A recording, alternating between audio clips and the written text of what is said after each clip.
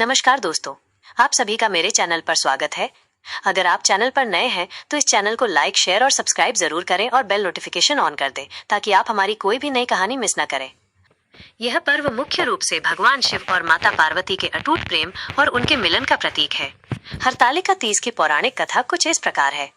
माता पार्वती की घोर तपस्या। माता पार्वती ने भगवान शिव को पति के रूप में पाने के लिए वर्षों तक कठोर तपस्या की थी। उन्होंने अन्न जल का त्याग कर दिया था और सूखे पत्ते खाकर सर्दी, गर्मी और बारिश की परवाह किए बिना अपनी तपस्या जारी रखी। उनकी इस तपस्या से पर्वतराज हिमालय, उनके पिता, अत्यंत चिंतित थे। नारद मुनि का आगमन और विवाह प्रस्ताव। एक दिन देवर्षि नारद माता पार्वती के पास आए और उनसे कहा कि भगवान विष्णु उनसे विवाह करना चाहते हैं। नारद जी ने ये प्रस्ताव उनके पिता हिमालय को दिया और हिमालय ने भी इस प्रस्ताव को स्वीकार कर लिया क्योंकि विष्णु जी स्वयं उनकी पुत्री का हाथ मांग रहे थे। पार्वती का दुख और सखी की मदद। जब माता पार्वती को ये बात पता चली कि उनके पिता ने उनका विवाह भगवान विष्णु से तय कर दिया है तो वे बहुत दुखी हुईं।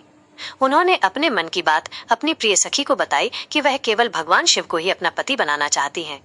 तब उनकी सखी ने उन्हें एक घने जंगल में छिपा दिया ताकि उनके पिता उनका विवाह भगवान विष्णु से न कर सके। इस घटना को हरित हरण करना और आलिका, सखी के मेल से हरतालिका कहा गया। बालू का शिवलिंग और शिव का प्रकट होना। जंगल में माता पार्वती ने एक गुफा में रेत का शिवलिंग बनाया और रात दिन भगवान शिव की आराधना में लीन हो गई। उन्होंने निर्जला व्रत रखा और पूरी रात जागरण कर भगवान शिव के भजन गाए। उनकी इस घोर तपस्या और दृढ़ संकल्प से भगवान शिव का आसन डोलने लगा और उनकी समाधि टूट गई। भगवान शिव माता पार्वती के सामने प्रकट हुए और उनसे वर मांगने को कहा। माता पार्वती ने भगवान शिव से उन्हें पति रूप में स्वीकार करने का वर मांगा। भगवान शिव ने उनकी तपस्या से प्रसन्न होकर उन्हें यह वरदान दिया। पर्व का महत्व।